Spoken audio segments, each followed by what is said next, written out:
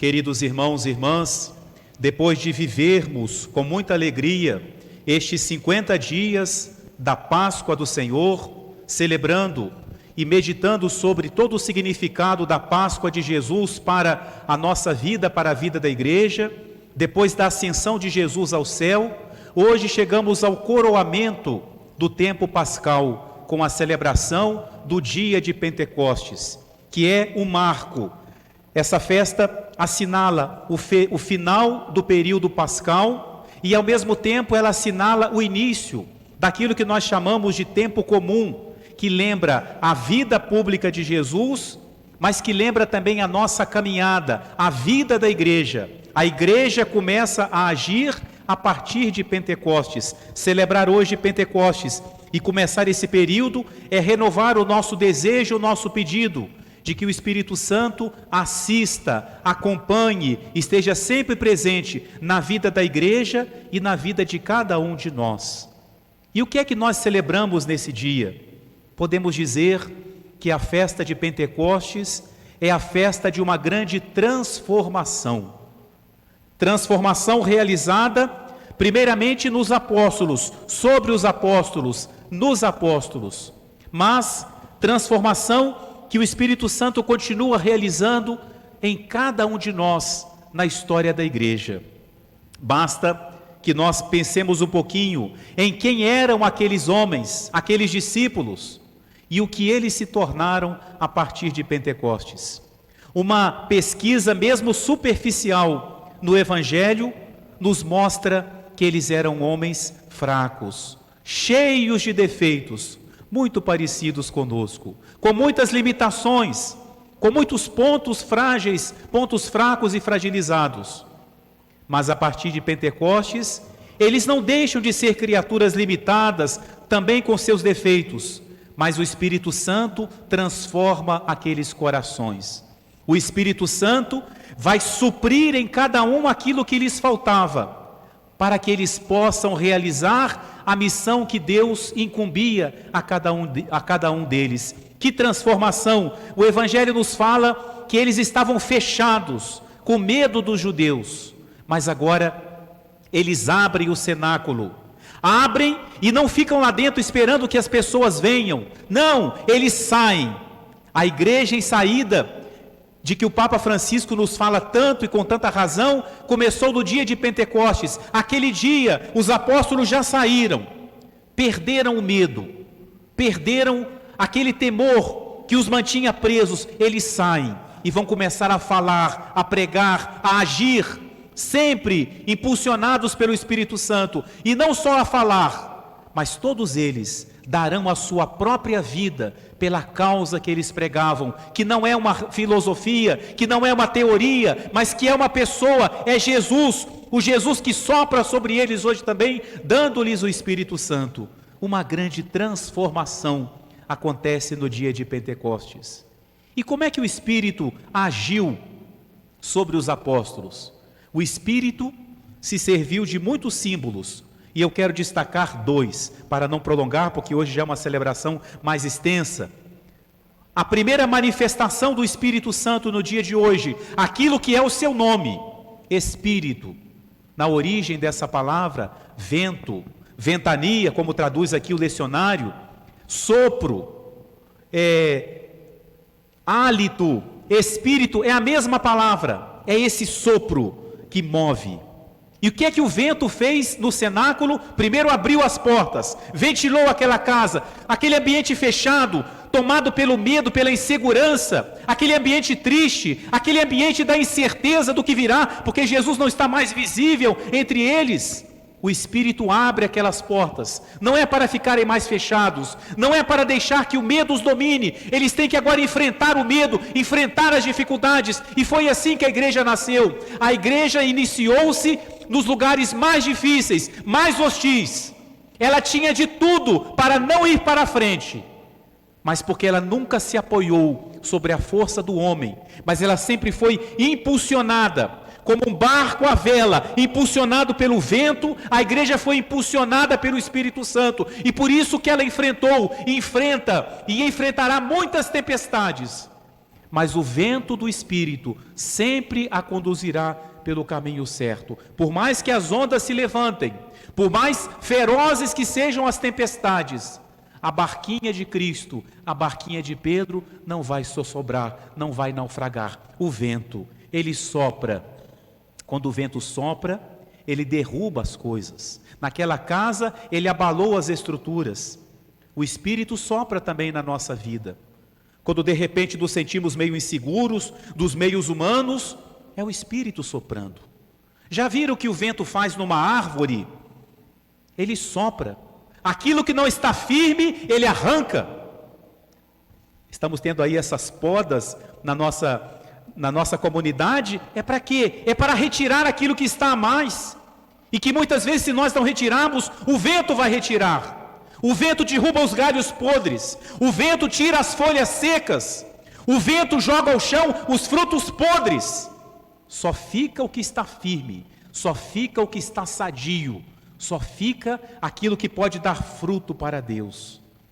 Não tenhamos medo, queridos irmãos e irmãs, de pedir ao Espírito Santo. A gente canta muito, a gente pede muito, mas precisamos pedir ao Espírito Santo essa coragem. Espírito, sopra sobre mim. Arranca de mim o que está podre, arranca de mim o que está velho, tira de mim o que não serve. Falar isso é muito fácil, mas quando olhamos lá para dentro e percebemos que há coisas que têm que ser tiradas de nós, há coisas em que nós nos apegamos, nos abraçamos e nos fazem mal, nos matam. Só o Espírito que pode arrancar isso de nós, mas Ele sopra. Deixemos que o Espírito sopre sobre nós. Segunda figura sobre a qual o Espírito hoje se manifesta, e está muito bem representado no altar, nos paramentos, o fogo. Línguas de fogo.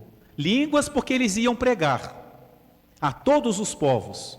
Começam a falar em várias línguas. Lá em Babel, meditamos ontem, as pessoas não se entendiam, as línguas se confundiram. Hoje é o contrário, os apóstolos falam e cada qual entende na sua própria língua. Se tem uma coisa que é própria da igreja, é falar as línguas. Nós podemos dizer que nós falamos todas as línguas, porque nós somos membros do corpo místico de Cristo, e a igreja fala todas as línguas. A mensagem de Cristo que a igreja transmite não está mais reduzida a um país, a uma nação, a uma cultura, a um lugar, é universal. A igreja fala todas as línguas, até as mais desconhecidas, e nós falamos porque somos membros da igreja. Línguas de fogo, e o fogo desce sobre cada um dos apóstolos. É assim que Deus age. Nós estamos aqui agora para Deus. Nós não somos uma aglomeração, nós não somos simplesmente um conjunto, nós somos um corpo. E que é o corpo? São vários membros com funções diferentes e também com limitações diferentes. A mão faz coisa que o pé não faz, e assim por diante. E o Espírito age em cada um, assim como em Pentecostes as línguas desceram sobre cada apóstolo, porque cada um tinha uma história anterior, tinha uma história com Jesus, cada um tinha dons. Os apóstolos tinham dons, sim. Cada um também tinha suas fraquezas, suas limitações, suas lacunas, suas deficiências, e o Espírito desce sobre cada um. É o que nós pedimos também hoje, que Ele desça sobre cada um de nós, e que Ele confirme os nossos dons. Eu já estava rezando aqui durante a missa, e acho que o Espírito está me pedindo para dizer isso, que o Espírito Santo mostre para a nossa comunidade reunida, mostre a cada um o dom que lhe deu. Certamente aqui entre nós há muitos dons que não foram descobertos ainda, ou talvez a gente perceba, mas não estou aproveitando para mandar recado não, tá, gente? Eu acho que é importante falar isso. Talvez a gente perceba um dom, mas ainda me falta coragem de colocá-lo ao serviço da igreja, seja no canto, seja tocando o instrumento, seja participando de alguma equipe, seja participando das nossas pastorais. Precisamos revitalizar as nossas pastorais, e vamos chamar gente de onde? De Júpiter, de Marte? Não, tem que ser daqui. Nós precisamos assumir essa missão, e o Espírito vem sobre cada um de nós, sobre cada um. A igreja é composta por cada um de nós. Quantas vezes é fácil a gente fazer uma crítica, uma queixa, se ela é verdadeira, faça sim com quem pode resolver, com quem pode ajudar, mas também coloquemos os nossos dons à disposição da igreja, à disposição do Senhor. O Espírito pode mostrar o dom que Deus deu para cada um de nós. O Espírito descendo sobre cada um de nós também, Ele vai encontrar as nossas lacunas. Mas acrescento uma comparação da qual não ia falar, mas que vem ao caso. O que faz a água quando ela chega no lugar? Ela vai preenchendo tudo. Se ali existe um buraco, a água vai encher. Se ali existe um caminho, ela vai tomando tudo. Assim faz o Espírito Santo. Ele vai suprir as nossas lacunas. Mas ele age sobretudo sob a imagem do fogo. O que faz o fogo? Olha aí o sol. Não precisa falar mais nada, né? O fogo ilumina. O fogo aquece, o fogo coloca em movimento, o fogo purifica. A lista podia ser muito mais grande, mas como o padre prometeu que não ia demorar, tem que parar aqui, não é? O fogo ilumina, o Espírito nos ilumina, o Espírito nos mostra quem nós somos, o Espírito nos mostra quem é Jesus. Você quer se encontrar com Jesus, quer realmente conhecer Jesus? É o Espírito que mostra quem é Jesus. Os apóstolos só conseguiram entender tudo o que Jesus tinha dito quando eles receberam o Espírito Santo. Ele nos mostra quem é Jesus, Ele nos mostra a nossa fé. Estão aí os nossos catecúmenos. Rezem muito ao Espírito Santo para que Ele ilumine vocês, para que vocês sejam, como os ritos vão dizendo para nós, iluminados. Por quem? Pelo Espírito Santo. O fogo ilumina, o fogo coloca em movimento. O que faz um carro andar é a queima do combustível. O fogo causa movimento. Quem recebe o Espírito Santo não pode ficar parado. Quem permanece parado é porque não se abriu ao Espírito Santo. Ele nos coloca em movimento. Não é sair andando como doidos por aí, não. Ele nos coloca no caminho certo. Ele nos coloca pela estrada certa. Ele nos leva ao movimento. E movimento não é só ação, é colocar-nos a serviço de Deus. A vida de oração também é o grande movimento que o Espírito Santo causa dentro de nós. Ilumina, coloca em movimento, aquece. Quantas vezes o nosso coração precisa desse carinho do Espírito Santo para quebrar o gelo que às vezes há dentro de nós, ou para curar a frieza que percebemos ao nosso redor. Ele nos aquece. Quantas vezes eu queria fazer uma oração melhor e não consigo, parece que o meu coração está frio, está árido. Peça ao Espírito Santo, Ele aquece os corações, não só ilumina, mas Ele queima, Ele faz arder. Por isso que foram línguas de fogo. Ele transforma o nosso interior. Mas sobretudo, e talvez essa seja a ação mais difícil para nós aceitarmos do Espírito Santo, Ele purifica. Se você rezar ao Espírito Santo dizendo, vem Espírito Santo, não fuja da purificação. É impossível que o Espírito Santo haja sobre nós e não nos purifique, a não ser se nós já fôssemos santos, confirmados na graça, confirmados do bem, mas sabemos que não somos, e por isso Ele nos purifica. E duas comparações, quando se coloca uma lenha no fogo. Quem já lidou com fogão de lenha, não é? Sabe o que é quando você coloca, por exemplo, uma lenha verde no fogo. Ela começa a reclamar, a lenha reclama, ela chora, ela solta uma espuma, ela solta uma fumaça que arde, que incomoda, ela de alguma forma contamina a casa inteira. O que está acontecendo? É o fogo purificando aquela lenha. Enquanto ali houver umidade, houver impureza, aquela lenha não pode queimar. O que eu faço? Tira essa lenha do fogo, apaga esse fogo. Tudo bem, mas você não vai ter a refeição, você não vai ter o fogo. Você tem outra escolha. Aguenta, deixa o fogo fazer o trabalho dele. Vai arder, vai doer, vai haver fumaça, choro, mas no final essa lenha vai ser brasa. Ela vai estar vermelha, ela vai estar incandescente, ela vai estar ardendo, porque já não haverá mais nenhuma impureza ali. O fogo tem essa força, o fogo derrete pedra. O que é um vulcão, não é? Aquela larva bonita que a gente vê caindo. O que é aquilo? É água derretida, é pedra derretida pelo fogo. A força do fogo. Não é possível que o nosso coração seja mais duro do que a pedra. Então, se o fogo pode derreter uma pedra, o fogo do Espírito pode transformar o nosso coração.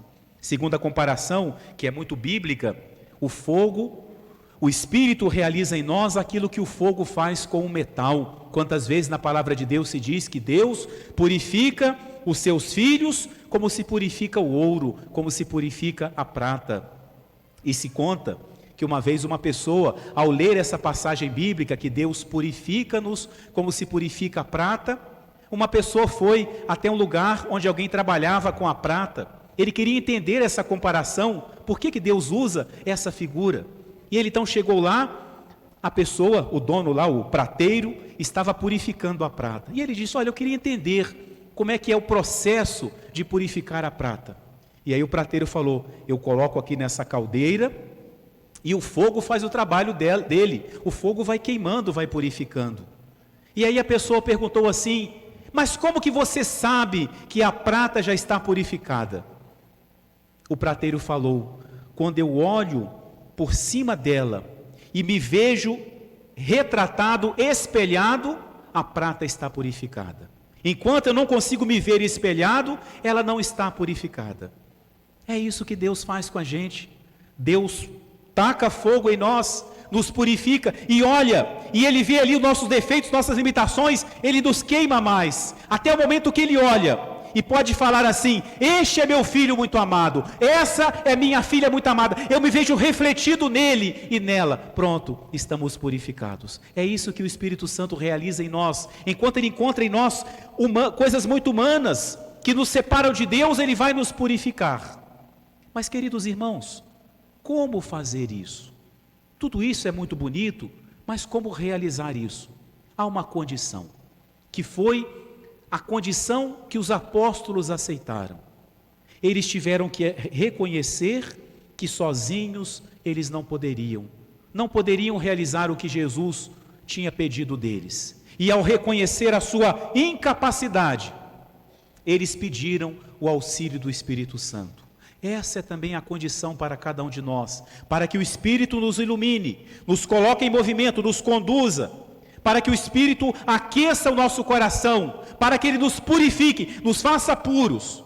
É essa a condição. Eu tenho que reconhecer que eu preciso dEle. Que a primeira graça, portanto, que o Espírito Santo traga para cada um de nós nesse dia, seja essa: eu reconheço que sozinho eu não posso, eu preciso do Espírito Santo.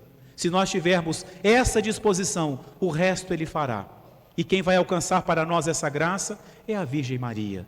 Ela que estava com os apóstolos, ela que rezou por eles. Maria Santíssima, ao ver a limitação daqueles homens, a insegurança que eles sentiam diante da missão que recebiam, ela rezou com todo o fervor: Pai, envia o Espírito Santo. Filho, meu filho, agora não digo que eles não têm vinho, agora o que eles precisam é do Espírito Santo. Envia sobre eles o Espírito Santo. E foi pela oração de Maria, Rainha dos Apóstolos, Mãe da Igreja, que o Espírito desceu sobre eles. Que seja também pela intercessão da Virgem Maria, nossa Mãe, nossa advogada, que o Espírito venha transformar a face do coração de cada um de nós.